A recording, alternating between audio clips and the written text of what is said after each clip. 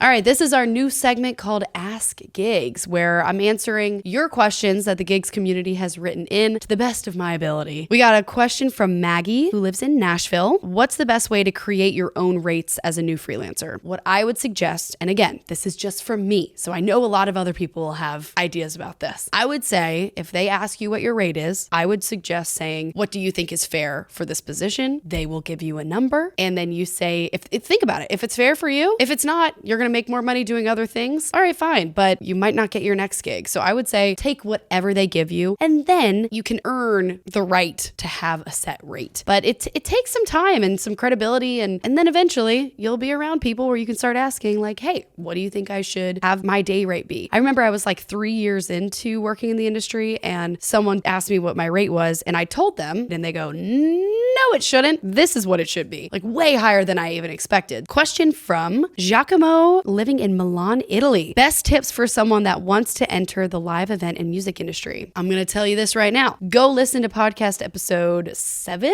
which is titled 18 Ways to Enter the Live Event Industry. And I give you 18 ways to enter. So go listen to that. Next question from Jennifer. How do you keep your feminine energy when you're surrounded by guys on tour? What a question. Find what's natural for you. If someone's upset that you're a woman around them and they want to make gross jokes, you can just remove yourself from it. You don't have to yell at them, whatever. And they're annoyed by that. Maybe find a new camp, whatever. I mean, there are plenty of great people in this industry that love working with women who are any type of feminine or girly or whatever it is. So it's just up to you. I know at first I started conforming. I know at first other men and women told me that I should be like dressing and acting like a man, but ultimately I found myself and I'm very girly and that's okay too. Crystal from Washington. Do you think 39 is too old to get into the business with little experience? This is an amazing question, but I'm angry about it. Of course it's not too old. I think the only difference is, depending on what you're doing in your job right now at 39, it might be a little shock to the system to go back to kind of the beginnings. If you're joining the entertainment industry, the live event industry, you're gonna have to start kind of at the bottom to really see how it all works, how everyone works together, see the natural flow, get a feel of it, understand camaraderie and the chain of command and everything. And so less pay because you're starting bottom of the rung. But I tell you what, this industry is all about work ethic, all about vibe, all about attitude. If you do a great job, you are going to move up so quickly. So absolutely not. 39 is not too old. 49 is not too old. It's just kind of what you're looking for in your job, knowing that when you come into this industry, you're probably going to start lower on the totem pole. But again, if you bring the right attitude and if you really work hard, you stay late, you come early,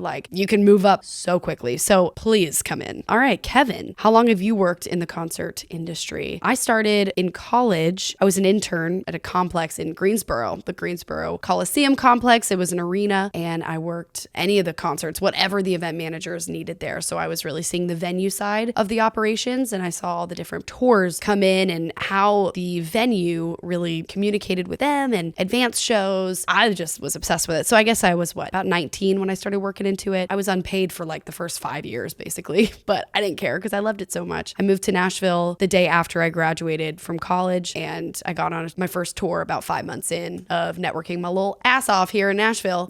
Everyone's timeline is different. I got super lucky and got to get on my first tour pretty soon after getting to Nashville. Question from Rebecca in Nashville. How to speak up for your needs at your job? Great question. And it's going to be the most boring answer. If you don't have a relationship with your direct manager where you can just come and talk to them about how something might not be suiting you, if you don't have that relationship now, try to create that. If you don't feel that right now, you might be in the wrong place to begin with. A lot of times bosses and managers are so busy. They care so much about their employees and how they're doing, but sometimes they have no idea if something is wrong because they got a million other things to do just as you do. So bringing that to light and working together to make a compromise or a fix, it's just communication. Last question from Sam in Nashville. What are jobs on large tours that most people don't even think about? Man, the first things that come to my mind are a masseuse, a chiropractor, a movement coach, athletic trainer, but it depends on the artist, it depends on the crew. I was out with Eric Church. We had Mustang Sally, masseuse, that changed my life and has changed many people's lives. So shout out to Mustang Sally. Vocal coaches, sometimes mental health therapists, sometimes